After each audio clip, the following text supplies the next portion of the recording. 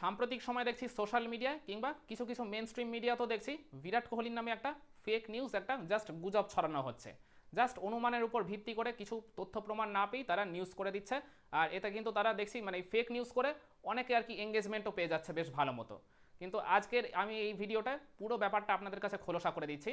মানে যেটা আর কি বলছিলাম, ফেক নিউজটা ছড়াচ্ছে অনেকে দেখছি আর কি, মানে বেশিরভাগ মানুষ এটাই আর কি বিশ্বাস করে ফেলেছে বিরাট কোহলি নাকি টেস্টে ক্যাপ্টেন্সি আবার ফেরত পেতে চাইছিলেন। তাকে নাকি মানে টেস্ট ক্যাপ্টেন্সিটা দেওয়া হয়নি বলেই তিনি মূলত নাকি টেস্ট ক্রিকেটকে বিদায় বলেছেন বা টেস্ট ফরম্যাট থেকে অবসর নিয়ে নিয়েছেন। এটা সম্পূর্ণই ভুল একটা খবর, পুরোই একটা গুজব বলা চলে। মানে এই খবরটা সত্যি। ওই অস্ট্রেলিয়া সফরে যখন ভারত খেলছিল, অ্যাডিলেড টেস্টে যখন ভারত হেরে গেল ওই পিঙ্ক বল টেস্টটায়, তারপরে নাকি তাকে এক বোর্ডের কর্মকর্তা বলেছিল যে এই অস্ট্রেলিয়া সফর শেষ হয়ে গেলে এরপর বিরাট কোহলিকে নাকি ক্যাপ্টেন্সি দেওয়া হতে পারে। হতে পারে বলা হয়েছিল, মানে তাকে একটা আর কি ক্যাপ্টেন্সি দেওয়ার চান্স ওই জায়গায় ক্রিয়েট করার মতো পরিস্থিতি সৃষ্টি হয়েছিল, সেরকমটাই তিনি জানিয়েছিলেন। তো ওই জায়গায় অস্ট্রেলিয়াতে তো বর্ডার গাভাস্কার ট্রফিতে ভারতের শোচনীয় হারের পর তারা তো টেস্ট চ্যাম্পিয়নশিপ ফাইনালেও কোয়ালিফাই করতে পারলো না। এরপর মানে বিরাট কোহলিকে নাকি ওই এপ্রিল মাস নাগাদ মানে এক বোর্ডের কর্মকর্তা নাকি আবারও বলেছিলেন যে তিনি টেস্ট ক্যাপ্টেন হতে পারেন। কিন্তু খুবই সাম্প্রতিক সময় এই বিরাট কোহলি যখন টেস্ট ফরম্যাট থেকে অবসর নিলেন বা তার এই অবসর সংক্রান্ত খবরটা যখন আর কি সামনে এলো, তার ওই প্রায় 2 সপ্তাহ আগে বিরাট কোহলি নাকি জানতে পেরেছিলেন যে মানে যারা আর কি তাকে মানে টেস্ট ক্যাপ্টেন্সি দেওয়ার প্রতিশ্রুতি দিয়েছিলেন তারা নাকি মানে আর আগ্রহী নয়, তারা নতুন মুখ খুঁজছেন। বা পার্টিকুলারলি ভারতের যিনি হেড কোচ গৌতম গম্ভীর, তিনি মানে নতুন মুখকেই বা একদম আর কি ইয়ং ব্লাডকেই ওই ভারতের মানে কি টেস্ট টিমের ক্যাপ্টেন করতে চান। মূলত সেই কারণেই বিরাটকে যে আর কি টেস্ট ক্যাপ্টেন করার আবার তারা পরিকল্পনা করছিলেন, সেই সিদ্ধান্ত থেকে তারা পিছু হটে এসছেন। মূলত এই কারণেই নাকি বিরাট কোহলি মানে ক্যাপ্টেন্সি না পেয়ে, মানে তাকে যে কথা দিয়ে কথা রাখা হয়নি, এই মানে কথার খেলাপের জন্যই তিনি নাকি টেস্ট ক্রিকেট থেকে অবসর নিয়েছেন। এটা সম্পূর্ণই বাজে একটা খবর।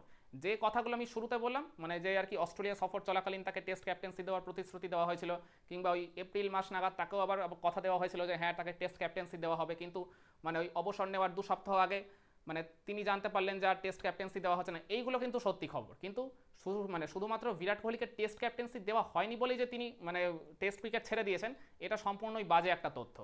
বিরাট কোহলি যে কেন টেস্ট ক্রিকেট ছেড়েছেন সেটা আমি এর আগেও বেশ কয়েকটা ভিডিওতে আপনাদের কাছে আর কি শেয়ার করেছি। মূল কারণটাই হচ্ছে বিরাট কোহলি কখনোই চাননি রোহিত শর্মা আর ওই রবিচন্দ্রন আশ্বিনের মতো তার পরিণতি হোক।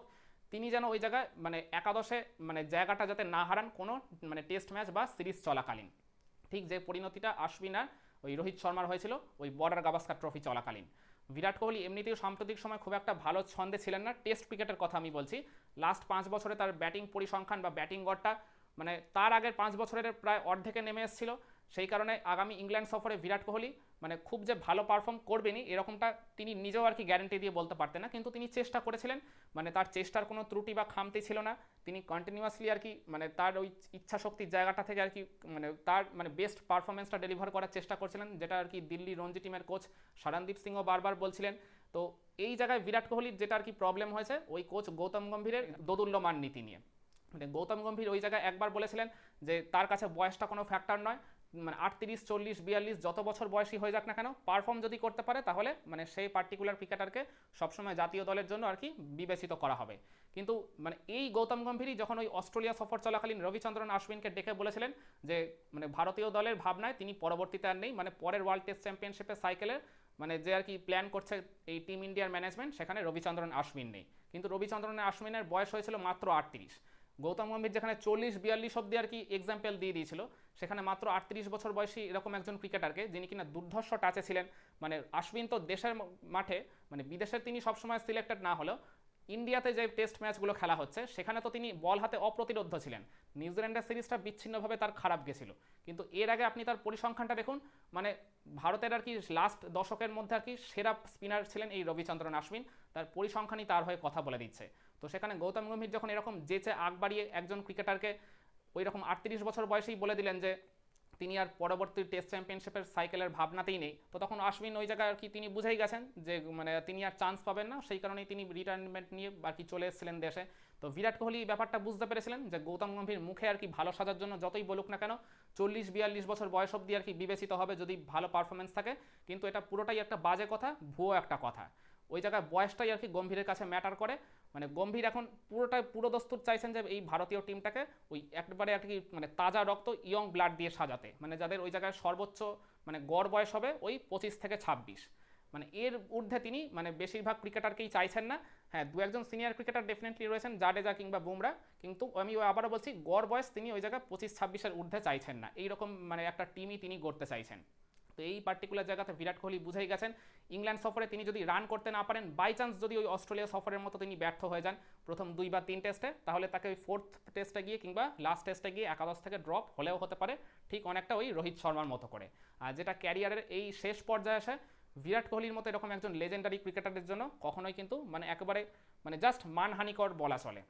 তিনি এতদিন ধরে তার ক্যারিয়ারের শীর্ষ পর্যায় থেকে যে সম্মানটা অর্জন করেছিলেন, সেটাতে বলতে গেলে কিছুটা হলেও দাগ লেগে যেতে পারতো যদি তিনি মানে রানিং আর কি একটা সিরিজ চলাকালীন কোনো পার্টিকুলার টেস্ট ম্যাচের একাদশ থেকে বাদ পড়তেন।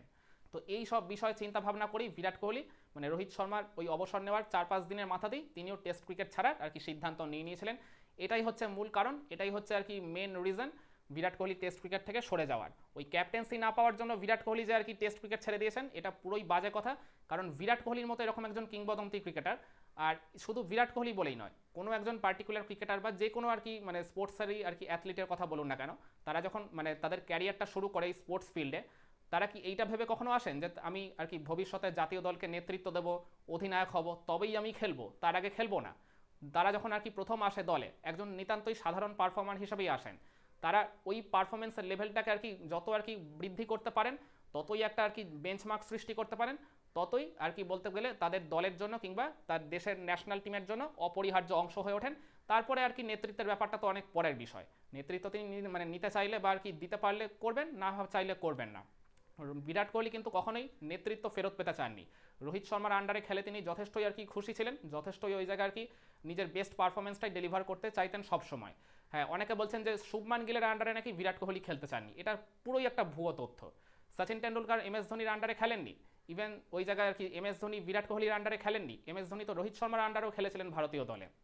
এটা কোনো আর কি ইগোয়েস্টিক ইস্যুই নয়, বরং বিরাট কোহলি শুভমান গিলের আন্ডারে খেলতে পারলে শুভমান গিলকেই অ্যাজ আ লিডার তিনি আর কি দলের সাথে থেকে গ্রো করতে সাহায্য করতেন। আর যেটা আমরা এই চলতি আইপিএলেও দেখছি, তাহলে তো সেই হিসাব মতো তাহলে রয়্যাল চ্যালেঞ্জার্স ব্যাঙ্গালুরু থেকেও আর কি বিরাট কোহলির অবসর নিয়ে নেওয়ার উচিত ছিল। মানে এখানেও তো আর কি শুনেছিলাম যে এই বছর মানে ক্যাপ্টেন সিলেকশনের আগে বিরাট কোহলিকে নাকি আবার নেতৃত্ব ফিরিয়ে দিতে পারে আরসিবি, কিন্তু বিরাট কোহলি নিজেই মানে সেই মানে প্রস্তাব প্রত্যাখ্যান করে তিনি বলেছিলেন যে অন্য একজন কোনো তরুণ ক্রিকেটারকে আর কি ক্যাপ্টেন করা হোক। তো রজত পাতিদারকে তো এই জায়গায় ক্যাপ্টেন করা হয়েছিল, আর যার সুফল একদম হাতে নাতে পাচ্ছে আরসিবি। বিরাট কোহলি বরং মাঠে থেকে রজত পাতিদারকে তার যে ভুল ভ্রান্তি হচ্ছে কিংবা তার ক্যাপ্টেন্সিতে যে ফাঁক ফকরগুলো থেকে যাচ্ছে, তিনি নিজে দাঁড়িয়ে থেকে সেগুলো শুধরে দিচ্ছেন, সংশোধন করে দিচ্ছেন। এতে আলটিমেটলি উপকৃত হচ্ছে পুরো আরসিবি টিমটাই। তো এটা তো হতে পারতো ভারতীয় দলের ক্ষেত্রেও, কিন্তু ওই মানে কোচ গৌতম গম্ভীর কিংবা আর কি তার ওই একনায়কতন্ত্র বা তার ওই একগুয়ে মনোভাবটাই বলতে গেলে দিন শেষে এই বিরাট কোহলি আর রোহিত শর্মাকে মানে পার্টিকুলারলি বিরাট কোহলির এই অবসরটা সবার জন্যই আর কি বেদনাদায়ক ছিল, যেটা তিনি একেবারেই ডিজার্ভ করতেন না। এরকম একটা আর কি হঠকারী সিদ্ধান্ত তিনি নিয়ে নিতে এক প্রকার বাধ্য হয়েছেন তার নিজের মান সম্মান বাঁচানোর জন্য এই ক্যারিয়ারের একদম শেষ পর্যায়ে এসে। একমত হবেন আমার এই পয়েন্টগুলোর সাথে আপনারা? কমেন্টে জানান।